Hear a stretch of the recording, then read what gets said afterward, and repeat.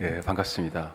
오늘부터 우리 마가복음 말씀 마당으로 함께 하는데 고민을 조금 했어요.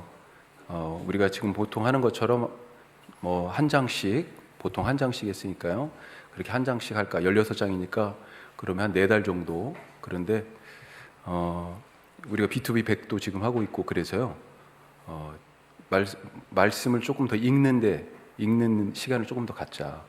그래서 마가복음을 3번 정도에 나눠 가지고 해설과 더불어서 같이 읽는 것으로 이번에 그렇게 하도록 하겠습니다. 마가복음이 끝나면 복음서 하나 더, 요한복음, 그 다음에 사도행전을 할 수 있으면 하고, 아니면 그 전에 사도행전 한번 그 새벽에 쭉 한번 했던 것 같아요. 그러니까 사도행전을 하게 되면 사도행전을 하고요. 안 그러면 바울의 편지들로 넘어가서 신약성경을 전체는 아니지만 연말까지 이렇게 좀 띄엄띄엄이지만 그래도 수요 저녁에 큰 틀거리를 가지고 말씀을 좀 읽는 것으로 우선 그렇게 지금 생각해 봤습니다. 그래서 오늘은 마가복음에 대한 설명과 더불어서 목표는 한 3분의 1 정도를 읽는 것인데 설명이 있어가지고 3분의 1까지는 읽기는 좀 어려울 것 같고 16장까지니까 한 4장 정도까지는 읽을 수 있지 않을까 그렇게 기대를 해봅니다. 자, 마가복음 들어가기 전에 마가복음에 대한 큰 틀거리를 한번 생각해 보죠. 마가복음 16장까지 있습니다. 근데 우선은 마가복음 들어가기 전에 복음서가 몇 개가 있어요?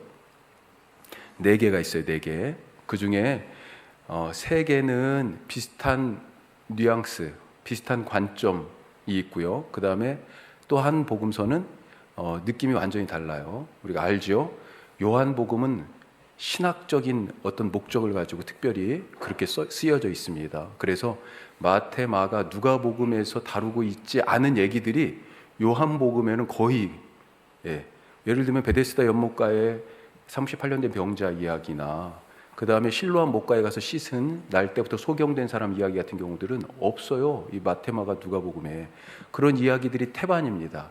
나는 누구다라고 예수님이 말씀하신 거 있어요. 나는 생명의 떡이다. 나는 양의 문이다. 나는 선한 목자다. 나는 부활이요 생명이다. 나는 길이요 진리요 생명이다. 이런 얘기들이 다 다른 복음서에 있는 것 같은데 거의 없습니다. 요한복음에 독특하게 예수님을 얘기하는 그런 방식이고요. 시작부터 요한복음 남다르지요.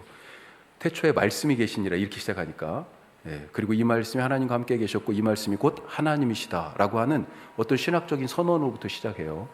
자, 그런데 마태, 마가, 누가는 역사적인 예수님에 대한 어떤 일생을 쭉 얘기하고 있는 그런 분위기로 복음서를 쓰고 있어요. 하지만 관점이 조금씩 다릅니다. 예를 들면 이런 거죠.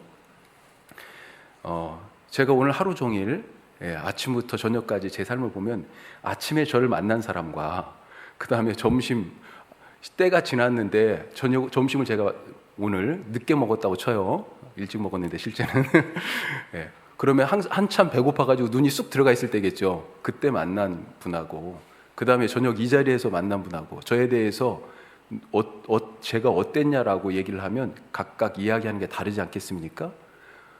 마찬가지예요. 예수님에 대해서 마태적인 관점과 마가적인 관점과 누가적인 관점이 비슷하게 예수님을 얘기하고 있지만 조금씩 차이가 있어요. 자, 그 중에서 마가복음은 좀 더 독특한 그런 부분이 있습니다. 왜 그러냐면 마태복음과 누가복음보다 마가복음이 지금까지 연구에 의하면 제일 먼저 쓰였다. 그렇게 이야기가 되고 있어요. 마태복음 같은 경우는 마가복음의 93% 정도가 마태복음에 들어가 있습니다. 누가복음도요. 거의 4분의 3이 마가복음의 거의 4분의 3이 누가복음에 들어가 있어요. 자, 그 정도로 마태와 누가복음은 마가복음을 거의 다 갖다 썼다. 이렇게 보여지는 부분이 있어요. 자, 그런 부분들을 조금 더 이따 살펴보는데, 자, 우리 내용을 한번 보시면, 그래서 이 마가복음은 우선은 앞에 서론이 거의 없어요. 마태와 누가는 뭐가 있어요? 예수님의 탄생에 대한 이야기가 있습니다. 둘 이야기도 조금씩 달라요. 그래서 마태와 누가의 예수님 탄생 이야기를 겹쳐서 봐야 좀 더 입체적으로 보여요. 그러니까 사실은 마태마가 누가복음이 있다는 것은 예수님을 더 입체적으로 볼 수 있는 아주 좋은 그런 증언이라고 볼 수 있겠어요. 자, 그런데 마가복음은 아예 예수님 탄생 이야기가 없습니다. 바로 시작해요. 그래서 세례 받으시는 이야기로 시작하고 곧장 갈릴리에서 예수님의 사역이 펼쳐지고요. 그리고 나서 16장까지인데 중간쯤 8장에 가가지고 베드로가 예수님에 대하여 그리스도요 하나님의 아들이시라고 고백합니다. 예, 그런 고백을 기점으로 이제 갈릴리에서, 지역적으로는 갈릴리에서 예루살렘으로 이제 방향이 바뀌고, 그리고 11장에 예루살렘 성에 입성합니다. 그리고 나머지 16장까지는 십자가, 예루살렘 안에서의 여러 행적과 결국은 십자가의 죽음과 부활로 그렇게 맞춰지고 있어요. 16장까지 중에서 뒤에 3분의 1 정도, 11장부터가 예루살렘에서의 일주일을 기록하고 있으니 사실은 이 마가복음은 특별히 예수님의 그 마지막 십자가에서 죽으시는 거기에 집중하고 있다. 예수님의 고난과 죽으심에 집중하고 있다. 이렇게 볼 수 있겠다 하는 것입니다. 그걸 좀 더 나눠서 생각하면, 자, 1장 1절에 13절까지, 오늘 1장 1절에 뭐라고 돼 있어요? 같이 한번 읽어보죠. 1장 1절. 하나님의 아들 예수 그리스도의 복음의 시작이라. 이게 딱 선언하잖아요. 예수님을 뭐라고 얘기합니까? 하나님의 아들. 예, 그리고 예수라는 한 사람이잖아요. 사람 이름이고, 그리고 그분을 지금 뭐라고 불러요? 메시아, 그리스도라고 부릅니다. 그러니까 예수님을 두고 두 가지 호칭이 있어요. 하나님의 아들이라는 호칭과 메시아, 그리스도라고 하는 호칭이 있어요. 그분의 복음의 시작이다, 이렇게 얘기하고 있습니다. 자, 이것에 대해서 제가 더 구체적으로 설교는 안 하고요. 뒤에 조금씩 더 나오니까. 자, 복음이 드디어 시작됐어요. 하나님의 아들이 그리스도로서의 사역을 지금 준비하십니다. 어떻게 준비해요? 세례 요한이 나오죠.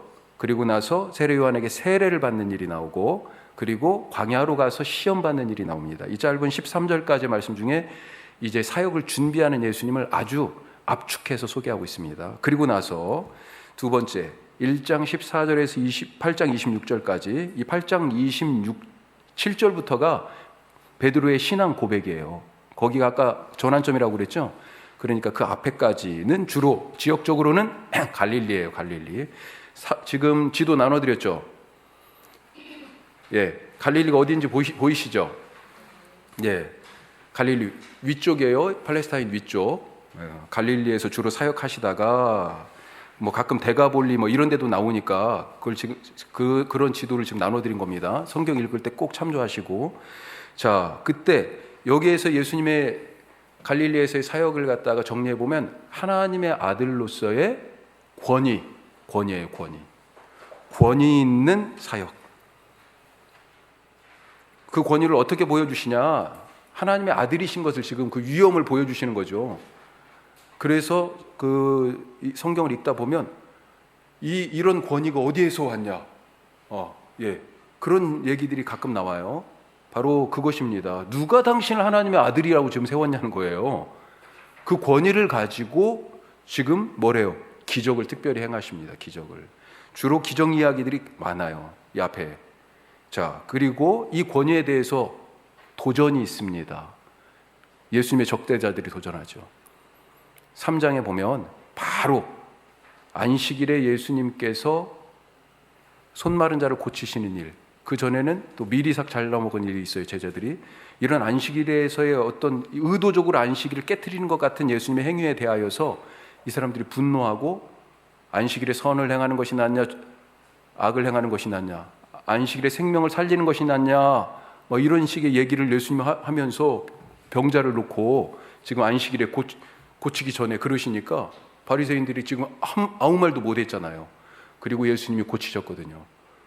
그러니까 꼼짝도 못하고 당하고 있는 자기들이 너무 억울해서 그때부터 이 반대자들이 예수님을 죽이기로 모의하는데, 바리새인들이 누구하고 모의하냐면 정치적으로는 사실은 철천지 원수 같은 헤롯 당원들하고 결탁해가지고 예수 죽이기로 모의합니다. 그런 권위에 대한, 하나님의 아들의 권위에 대한 도전들이 있고요. 그 다음에 이 갈릴리에서의 여러 그런 사역들, 기적 중심의 그런 사역들이 결국은 어디에서 정점을 찍냐면 8장 27절 그 단락에서 베드로의 신앙 고백에 베드로가 뭐라고 고백해요?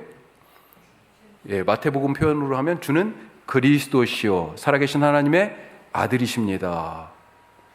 자, 여기도 그런 비슷한 고백을 합니다. 하나님의 아들로서 예수님을 고백합니다. 베드로가. 대단하죠. 자, 그 하나님의 아들이신 것을 지금 보여주시기 위하여 오셨는데 베드로가 그걸 알아버렸어요. 이제 드디어 알아버렸습니다. 자, 그런데 그 하나님의 아들이 오셔서 결국은 메시아로서의 사명을 감당해야 되잖아요. 메시아가 감당해야 될 사명이 뭐예요? 구원이죠. 구원을 근데 어떻게 감당합니까? 주의 종으로서 고난을 당해가지고 고난당하는 하나님의 아들. 아까 하나님의 아들이 기적을 행하시면서 보여주신 권위들이 있었잖아요. 그런데 그러면 뭐 못할 것이 없을 것 같았어요. 오병이어의 기적, 5천 명도 먹이고 또 그 다음에 4천 명도 먹이고 귀신도 쫓고 병도 고치고 죽은 자도 살려내고 막 그러셨는데 그 힘과 능력으로 하시는 게 아니고 구원을 뭘로 하셔요? 십자가에서 받으시는 고난과 죽음을 통하여서 메시아로서의 하나님의 아들이 이들을 구원하는 메시아로서의 사명을 이루시더라라고 하는 것입니다. 그게 그 두 번째 큰 단락에서의 이야기입니다. 그것을 베드로가 먼저 알아차렸어요. 이분이 하나님의 아들이시구나 고백했죠. 그리고 동그라미 2번 그러니까 예수님께서 내가 앞으로 하나님의 아들로서 이 메시아 사역을 감당하는데 어떻게 할 거냐고 3번이나 거듭 얘기하십니다. 마태복음도 마가복음 따라서 3번 나와요. 뭘 얘기해요? 내가 이제 곧 예루살렘에 가서 붙잡혀서 고난받고 죽을 것이다. 그리고 죽은 지 사흘 만에 다시 살아나리라. 고난받는 여호와의 종으로서의 메시아 사명을 그렇게 얘기해 줍니다. 3번이나.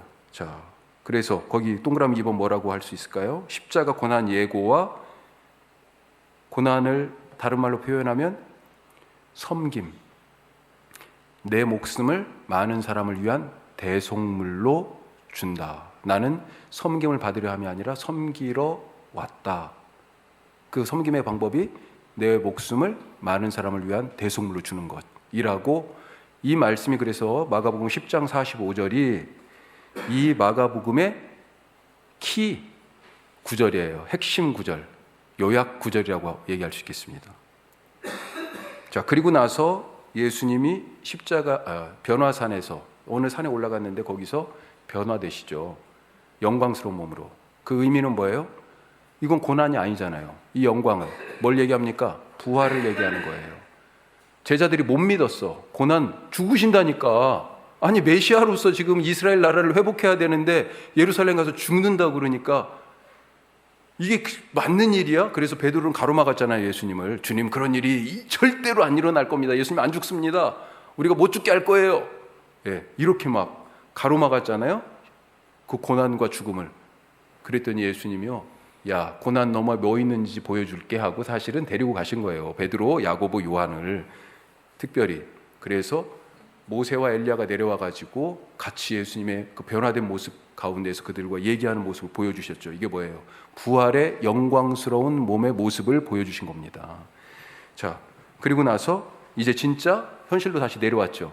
예루살렘에 갑니다. 그리고 거기서 붙잡혀서 고난받고 십자가에서 죽으시는 거죠. 그리고 나서 사흘 만에 말씀하신 대로 부활하셨습니다. 자, 이렇게 크게 사역 준비 1장 14절까지, 그 다음에 8장 26절까지 갈릴리 지역적으로는 거기를 중심으로 하나님의 아들로서 천국이 여기 왔다는 것을 지금 보여주시는 여러 사역들, 그리고 그 권위에 대한 도전, 그리고 베드로의 신앙 고백을 기점으로 이제 메시아 사명을 완수하기 위하여 고난받으러 예루살렘에 가셨고 십자가에서 죽으시고 부활하신 얘기들, 이렇게 마가복음 큰 틀거리가 된다고 말씀드릴 수 있겠어요. 자, 이런 점에 있어서 마가복음은요, 주로 예수님이 무슨 말씀을 하셨느냐에 집중하기보다는 무슨 일을 하셨느냐가 사실은 이 이야기들을 이끌고 있습니다. 그래서 설교보다는 사건 중심으로 마가복음이 쭉쭉쭉 진행돼요. 예를 들면 마태복음은 5개의 설교 기둥이 있어요. 예. 특히 마태복음은 마태복음을 받아보는 사람들이 유대인 신자들이었어요. 그러니까 뭐가 많이 나오냐면 구약 말씀이 엄청 많이 나옵니다. 그런데 마가복음을 보면요, 구약 말씀의 인용이 처음 세례요한 얘기할 때 빼고는요 거의 없어요. 없어요. 마태복음은 구약을 알고 있는 유대인 그리스도인들에게 야, 이 구약의 말씀의 성취가 예수님이야, 이걸 지금 얘기하는 거예요. 예수님의 삶에서 이게 이루어졌어 라고 하는 걸 계속 증거해서 보여주고 있어요. 특히 유대인들은 뭘 딱 말씀하면 뭐가 딱 생각나요? 토라, 율법이죠. 우리 구약 성경에 처음 5권, 창세기, 출애굽기, 레위기, 민수기, 신명기, 기둥이 5개예요. 모세 5경. 그런데 마태복음에 이 5가지의 설교 덩어리가 있어요. 네, 모세 5경 같아. 이 사람들은 딱 이걸 읽으면서 설교가 크게 5묶음이 있네. 산상보훈, 씨 뿌리는 자의 비유, 제자 파송 설교, 그 다음에 마지막에 최후 심판, 종말 때의 달란트, 이렇게 양과 염소의 비유 이렇게 묶어놓은 거 있잖아요. 그런 설교 덩어리가 5개가 딱 있어요. 알아보는 거죠. 또 갑자기 여기로 왔어요. 그렇게 마태복음은 설교들이 있어요. 그런 설교 묶음들이 있는데 마가복음에는 그런 게 거의 없습니다. 있다면 마가복음 4장에 천국 비유에 대한 설교가 있어요. 그럼 마태복음에도 있죠. 마태복음 13장에. 마가복음에는 4장에 있는데 그런 덩어리의 말씀 묶음 빼놓고는요, 다른 곳은 다 그냥 무슨 일에 대한 이야기들이에요. 그 일 속에서 당연히 말씀은 있죠. 그런 짧은 몇 마디의 말들 빼놓고는요 거의 사건 중심으로 구성이 되어 있습니다. 자, 그래서 전체적으로 어떻게 진행되냐면 문학적인 특징이 곧, 마침, 혹은 그때 이런 식으로 번역해 놓은 단어가 있습니다. 헬라어. 이게 마가복음에 엄청나게 많이 쓰였는데 42번이나 쓰였어요. 특별히 1장 보면 제가 세봤는데 1장에서만도 제가 본 것만 11번이에요. 엄청나게 많은 거죠. 이야기가 빠르게 전개되고 있는 거예요. 아까 1장 14절까지는 사역하시기 전에 준비 단계라고 그랬잖아요. 그 다음부터 이제 사역을 시작하면서 막 몰아치듯이 쫙쫙 이렇게 하나님의 나라가 힘차게 뻗어나가는 것 같은 그런 모습으로, 그런 필체로 지금 마가복음을 썼습니다. 자, 이것은 또한 뭘 나타내냐면 이 편지를 읽는 사람이 있잖아요. 이 글을 읽는 사람들이 있잖아요. 복음서를 누가 읽겠어요? 바로 제자들과 함께 지금 예수님이 십자가에서 죽고 부활하시고 승천하신 후에 예수님 안 계십니다. 이제 자기들만 남은 상황에서 교회로 모였잖아요. 처음 교회. 누구 샘플도 없어요. 이 제자들과 함께 시작된 이 교회, 바로 이 사람들에게 이 말씀을 주셨거든요. 어떻게 살아야 돼요? 이 처음 신자들의 삶을 제자도라고 얘기하죠. 제자도. 제자도의 핵심이 바로 곧, 즉시, 그때 마침, 이런 거예요. 뭐예요? 말씀을 듣자마자 주저하지 말고 즉각적으로 반응하고, 또 절대적으로 그 말씀을 믿고 뭐예요? 순종하라는 겁니다. 이 짧은 단어들의 필체로 쓴 이유들이 바로 그겁니다. 주저하지 말고 즉각적인 반응. 나를 따르라 하시니 어떻게 됐어요? 18절 보세요. 1장 18절 뭐라고 했습니까? 자, 17절 제가 읽어볼게요. 예수께서 이르시되 나를 따라오라, 내가 너희로 사람을 낚는 어부가 되게 하리라 하시니. 자, 그랬더니 18절 같이 해요. 곧 그물을 버려두고 따르니라. 별거 아닌 것 같죠? 그런데 곧, 이 한 단어가 지금 엄청 중요한 단어입니다. 즉각적인 철저한 순종. 그것이 바로 지금 처음 교회된, 누구 볼 것도 없어요. 누가 샘플이 없어. 이제 자기들이 샘플이 되어야 되는 거죠. 신앙생활에. 바로 제자의 길에 들어선 이 사람들에게 요구하신 하나님의 모습이다. 자, 누가 썼을까요? 이 책을? 정확하게는 익명입니다. 익명. 누가 썼는지 몰라요. 정확하게는 우리가 마가복음이라고 하지만, 그래, 전통적으로는 마가예요. 마가. 그런데 거기 지금 밑줄은 하나 있고 뒤에 요한이 있죠. 마가의 풀네임이 마가 요한이에요. 마가, 요한. 자, 초대교회 역사가 유세비우스라는 사람이 그러니까 300년을 전후해 가지고 살았는데 유세비우스가 마가가 베드로의 통역자였다. 네, 마가가 베드로의 통역자였다. 그리고 마가가 이 복음서를 썼다라고 하는 것을 자기가 주장한 게 아니고 주후 130년경에 소아시아가 지금 터키 그 그리스하고 맞닿은 쪽입니다. 거의 그 소아시아 터키의 히에로폴리스라고 하는 곳에 여기가 골로새 이쪽이랑 가까운 데예요. 에베소 골로새. 자, 이 히에로폴리스 감독이었던 거기 목사님이었던 파피아스가 130년경에 이런 얘기를 했다는 거예요. 그리고 파피아스는 이걸 누구한테 들었냐면 예수님의 제자 요한한테 들었다는 거예요. 예, 파피아스가 쓴 글에서 이것을 발견하고 유세비우스라는 초대교회 역사가가 남겨놨어요. 야, 이것은 두 번째 복음서는 마가가 쓴 거다라고 내가 들었다는 파피아스의 주장을 따라서 자, 그런데 마가일 것 같은 여러 그런 증거들이 좀 있습니다. 그러니까 완전 100% 단정하기는 어렵지만 가장 유력하다고 볼 수 있는 거죠. 마가가 누구예요? 바나바, 바울, 그 다음에 베드로하고 다 연결돼 있어요. 자, 바나바하고는 사촌입니다. 우리 개역 성경은 생질, 조카라고 돼 있습니다. 그런데 이 번역에 따라서 대부분은 사촌이라고 사실 번역하는 경우가 더 많다고 보여져요. 하여튼 그게 골로새서 4장 말씀에 나오고 또 바울과 바나바가 전도여행 떠났었잖아요.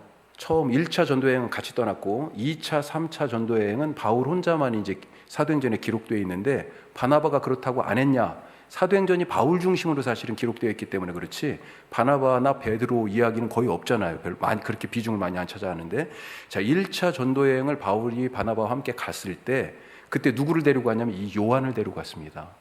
근데 무슨 일인지 모르겠지만 밤빌리아라고 하는 곳에서 요한이 그 일행에서 이탈합니다. 예루살렘으로 가버려요.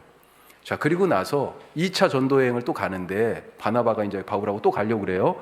그런데 바나바는 자기 조카잖아요. 사촌이잖아, 사촌.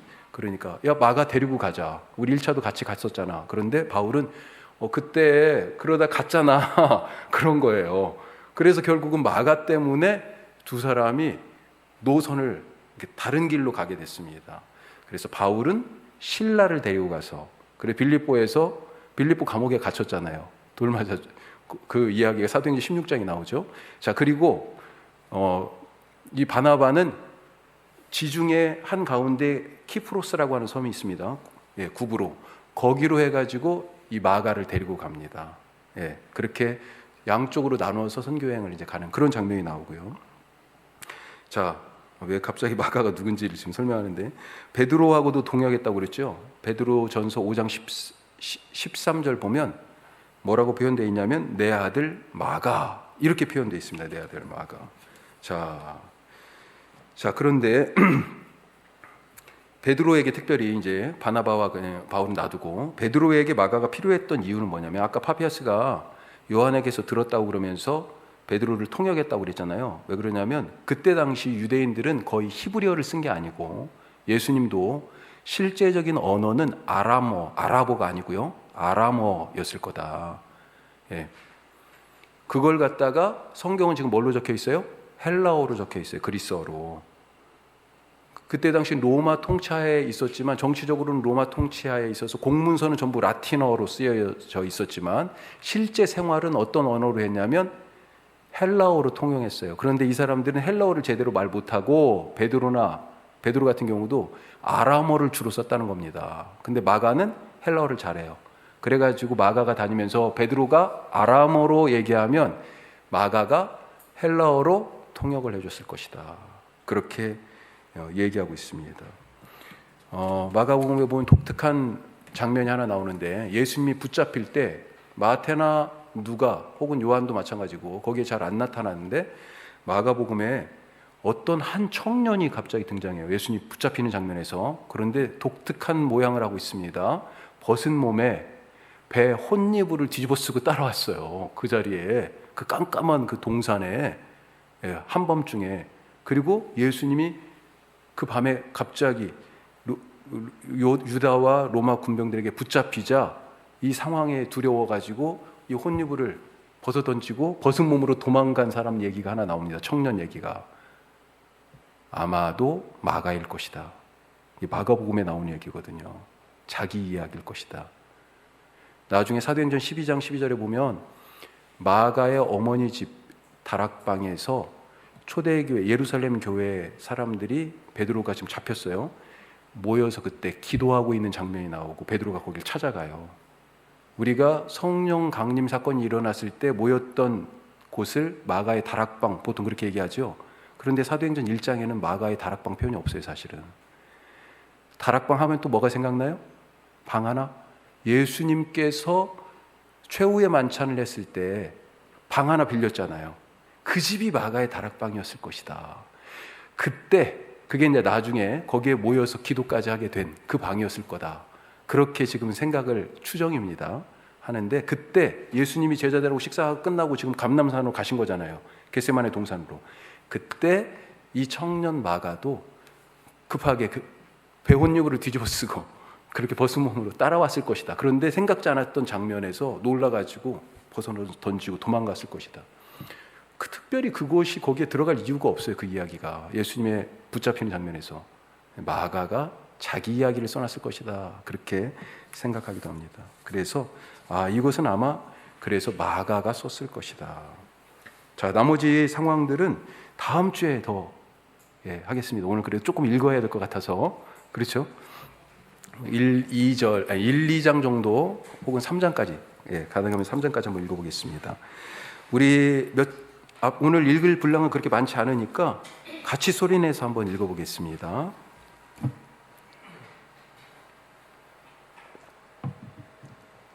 우선은 뭐 다 해설을 하지 않았지만 아웃라인이 조금 잡히십니까? 네. 예, 감사합니다. 우리 마가복음 1장 같이 읽겠습니다. 하나님의 아들 예수 그리스도의 복음의 시작이라. 선지자 이사야의 글에 보라 내가 내 사자를 내 앞에 보내노니 그가 내 길을 준비하리라. 광야에 외치는 자의 소리가 있어 이르되 너희는 주의 길을 준비하라. 그의 오실 길을 곧게 하라. 기록된 것과 같이 세례 요한이 광야에 이르러 죄 사함을 받게 하는 회개 세례를 전파하니 온 유대 지방과 예루살렘 사람이 다 나아가 자기 죄를 자복하고 요단강에서 그에게 세례를 받더라. 요한은 낙타 털 옷을 입고 허리에 가죽띠를 띠고 메뚜기와 석청을 먹더라. 그가 전파에 이르되 나보다 능력 많으신 이가 내 뒤에 오시나니 나는 굽혀 그의 신발끈을 풀기도 감당하지 못하겠노라. 나는 너희에게 물로 세례를 베풀었거니와 그는 너희에게 성령으로 세례를 베푸시리라. 그때 예수께서 갈릴리 나사렛으로부터 와서 요단강에서 요한에게 세례를 받으시고 올라오실새 하늘이 갈라짐과 성령이 비둘기같이 자기에게 내려오심을 보시더니 하늘로부터 소리가 나기를 너는 내 사랑하는 아들이라 내가 너를 기뻐하노라 하시니라. 성령이 곧 예수를 광야로 몰아내신지라.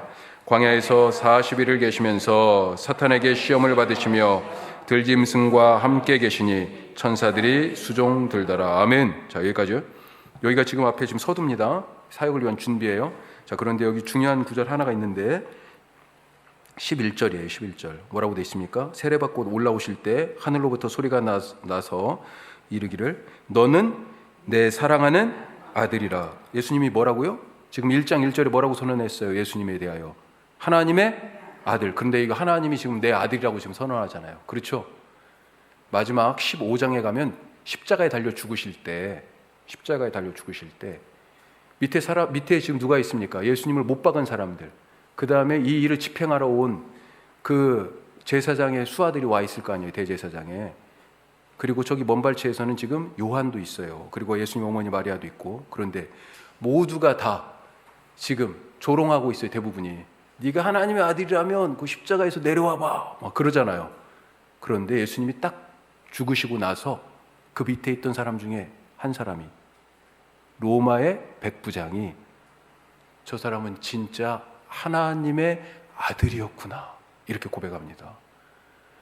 지금 마가복음 시작하면서 하나님의 아들이라고 예수님을 선언하고 십자가에서 죽으시는 모습 속에서 이방인이 예수님을 하나님의 아들이라고 인정하고 고백하는 일이 있어요. 수미, 쌍관 이렇게 얘기하죠. 문학적으로. 예. 그렇게 가로를 딱 이 하나님의 아들이라는 키워드로 딱 묶어놨어요. 예, 마가복음을.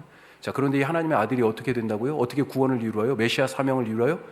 고난으로, 죽음으로. 바로 그게 마가복음 전체를 끌고 가는 거예요. 자, 그런데 개념을 가지고 크게 이제 두 번째 단락 8장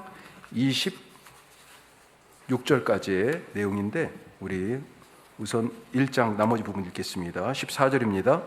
요한이 잡힌 후 예수께서 갈릴리에 오셔서 하나님의 복음을 전파하여 이르시되 때가 찼고 하나님의 나라가 가까이 왔으니 회개하고 복음을 믿으라 하시더라. 갈릴리 해변으로 지나가시다가 시몬과 그 형제 안드레가 바다에 금을 던지는 것을 보시니 그들은 어부라. 예수께서 이르시되 나를 따라오라. 내가 너희로 사람을 낚는 어부가 되게 하리라 하시니 곧 그물을 버려두고 따르니라. 조금 더 가시다가 세베대의 아들 야고보와 그 형제 요한을 보시니 그들도 배에 있어 그물을 깁는데 곧 부르시니 그 아버지 세베대를 품꾼들과 함께 배에 버려두고 예수를 따라가니라. 그들이 가버나움에 들어가니라. 예수께서 곧 안식일에 회당에 들어가 가르치심에 무사람이 그의 교훈에 놀라니 이는 그가 가르치시는 것이 권위 있는 자와 같고 서기관들과 같지 아니함일러라. 예, 여기 나오죠. 권위. 이 권위가 어디서 왔는지 모르는 거예요, 지금. 야, 하나님의 아들의 권위 나와요. 자, 그러면서 그 다음에 귀신들도 이제 예수님을 하나님의 아들로 인정합니다. 자, 23절. 마침 그들의 회당에 더러운 귀신 들린 사람이 있어 소리질러 이르되 나사렛 예수여, 우리가 당신과 무슨 상관이 있나이까? 우리를 멸하러 왔나이까? 나는 당신이 누구인 줄 아오니 하나님의 거룩한 자니이다. 예수께서 꾸짖어 이르시되 잠잠하고 그 사람에게서 나오라 하시니 더러운 귀신이 그 사람에게 경련을 일으키고 큰 소리를 지르며 나오는지라. 다 놀라 서로 물어 이르되 이는 어찌미냐? 권위 있는 새 교훈이로다. 더러운 귀신들에게 명한즉 순종하는도다 하더라. 예수의 소문이 곧 온 갈릴리 사방에 퍼지더라. 회당에서 나와 곧 야고보와 요한과 함께 시몬과 안드레의 집에 들어가시니 시몬의 장모가 열병으로 누워 있는지라. 사람들이 곧 그 여자에 대하여 예수께 여짜온대 나아가사 그 손을 잡아 일으키시니 열병이 떠나고 여자가 그들에게 수종드니라. 저물어 해질 때 모든 병자와 귀신 들린 자를 예수께 데려오니 온 동네가 그 문 앞에 모였더라. 예수께서 각종 병이 든 많은 사람을 고치시며 많은 귀신을 내쫓으시되 귀신이 자기를 알므로 그 말하는 것을 허락하지 아니하시니라.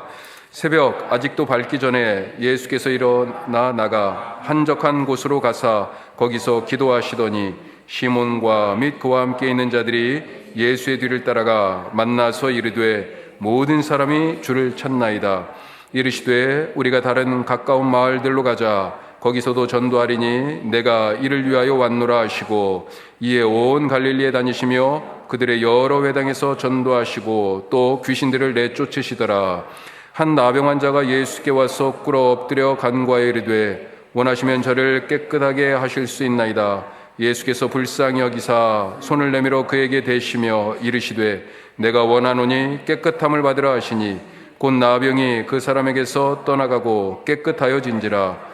곧 보내시며 엄히 경고하사 이르시되 삼가 아무에게 아무 말도 하지 말고 가서 내 몸을 제사장에게 보이고 내가 깨끗하게 되었으니 모세가 명한 것을 드려 그들에게 입증하라 하셨더라. 그러나 그 사람이 나가서 이 일을 많이 전파하여 널리 퍼지게 하니 그러므로 예수께서 다시는 드러나게 동네에 들어가지 못하시고 오직 바깥 한적한 곳에 계셨으나 사방에서 사람이 그에게로 나오더라. 아멘. 오늘 2장까지만 읽겠습니다. 2장. 수일 후에 예수께서 다시 가버나움에 들어가시니 집에 계시다는 소문이 들린지라. 많은 사람이 모여서 문 앞까지도 들어설 자리가 없게 되었느니 예수께서 그들에게 도를 말씀하시더니 사람들이 한 중풍병자를 네 사람에게 메워가지고 예수께로 올세 무리들 때문에 예수께 데려갈 수 없으므로 그 계신 곳에 지붕을 뜯어 구멍을 내고 중풍병자가 누운 상을 달아내리니 예수께서 그들의 믿음을 보시고 중풍병자에게 이르시되 작은 자야 내 죄사함을 받았느니라 하시니 어떤 서기관들이 거기 앉아서 마음에 생각하기를 이 사람이 어찌 이렇게 말하는가 신성모독이로다. 오직 하나님 한 분 외에는 누가 능히 죄를 사하겠느냐. 그들이 속으로 이렇게 생각하는 줄을 예수께서 곧 중심에 하시고 이르시되 어찌하여 이것을 마음에 생각하느냐. 중풍병자에게 내 죄사함을 받았느니라 하는 말과 일어나 내 상을 가지고 걸어가라 하는 말 중에서 어느 것이 쉽겠느냐. 그러나 인자가 땅에서 죄를 사하는 권세가 있는 줄을 너희로 알게 하려 하노라 하시고 중풍병자에게 말씀하시되 내가 내게 이르노니 일어나 내 상을 가지고 집으로 가라 하시니 그가 일어나 곧 상을 가지고 모든 사람 앞에서 나가거늘 그들이 다 놀라 하나님께 영광을 돌리며 이르되 우리가 이런 일을 도무지 보지 못하였다 하더라. 예수께서 다시 바닷가에 나가심에 큰 무리가 나왔거늘 예수께서 그들을 가르치시니라.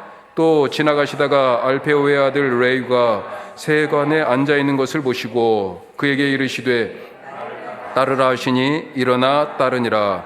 그의 집에 앉아 잡수실 때 많은 세리와 죄인들이 예수와 그의 제자들과 함께 앉았으니 이는 그러한 사람들이 많이 있어서 예수를 따름이러라. 바리새인의 서기관들이 예수께서 죄인 및 세리들과 함께 잡수시는 것을 보고 그의 제자들에게 이르되 어찌하여 세리 및 죄인들과 함께 먹는가. 예수께서 들으시고 이르시되 그들에게 이르시되 건강한 자에게는 의사가 쓸데없고 병든 자에게라야 쓸데있느니라. 나는 의인을 부르러 온 것이 아니요 죄인을 부르러 왔노라 하시니라. 요한의 제자들에게 바리새인들이 금식하고 있는지라. 사람들과 예수께 와서 말하되 요한의 제자들과 바리새인의 제자들은 금식하는데 어찌하여 당신의 제자들은 금식하지 아니하나이까. 예수께서 그들에게 이르시되 혼인집 손님들이 신랑과 함께 있을 때 금식할 수 있느냐. 신랑과 함께 있을 동안에는 금식할 수 없느니라. 그러나 신랑을 빼앗길 날이 이르리니 그 날에는 금식할 것이니라. 생배 조각을 낡은 옷에 붙이는 자가 없나니 만일 그렇게 하면 기운 새 것이 낡은 그것을 당겨 헤어짐이 더하게 되느니라. 새 포도주를 낡은 가죽 부대에 넣는 자가 없나니 만일 그렇게 하면 새 포도주가 부대를 터뜨려 포도주와 부대를 버리게 되리라. 오직 새 포도주는 새 부대에 넣느니라 하시니라. 안식일에 예수께서 밀밭 사이로 지나가실새 그의 제자들이 길을 열며 이삭을 자르니 바리새인들이 예수께 말하되 보시오 저들이 어찌하여 안식일에 하지 못할 일을 하나이까. 예수께서 이르시되 다윗이 자기와 및 함께 한 자들이 먹을 것이 없어 시장할 때 한 일을 읽지 못하였느냐. 그가 아비아달 대제사장 때 하나님의 전에 들어가서 제사장 외에는 먹어서는 안 되는 진설병을 먹고 함께한 자들에게도 주지 아니하였느냐. 또 이르시되 안식일이 사람을 위하여 있는 것이요 사람이 안식일을 위하여 인자는 안식일에도 주인이니라. 아멘. 아멘. 예, 오늘 아쉽지만 여기까지 읽도록 하겠습니다. 우리 다음 시간에 이어서 마가복음을 조금 더 나머지 틀거리 그리고 어떤 내용들을 핵심적으로 담고 있는지에 대한 부분들을 조금 더 살펴보고 나머지 또 읽는 시간 갖도록 하겠습니다. 혹시 이렇게 했으면 더 좋겠어요 하는 의견이 있으면 언제든지 주시기 바랍니다. 예, 그래서 더 좋은 말씀마당 시간이 될 수 있게 바라요. 예. 우리 자세하게 또 현미경처럼 이렇게 하는 것보다 이게 조금 큰 덩어리로 하는 것도 괜찮죠? 네. 예, 감사합니다. 우리 오늘 말씀 속에 나타난 특별히 1장 1절에 뭐라고 되어 있어요? 하나님의 아들 예수 그리스도 복음의 시작이라. 주님이 우리에게 오신 것이 복음, 기쁜 소식이란 뜻이에요. 예, 왜 그렇습니까?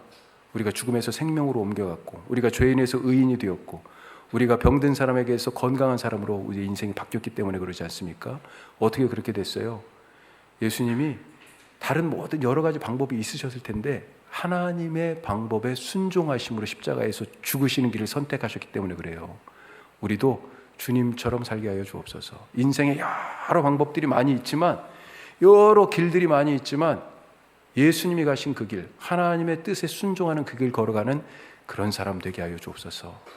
즉각적으로 반응했다고 그랬습니다. 곧 바로 그때 부르실 때 주님 즉각적으로 반응하고 철저하게 순종하는 주님 닮은 사람 되게 하여 주옵소서. 여명하기 위해서 기도하시고 오늘 말씀 붙들고 그런 주님의 본을 따르는 제자의 삶을 살게 하여 주옵소서. 우리 다 같이 기도하겠습니다.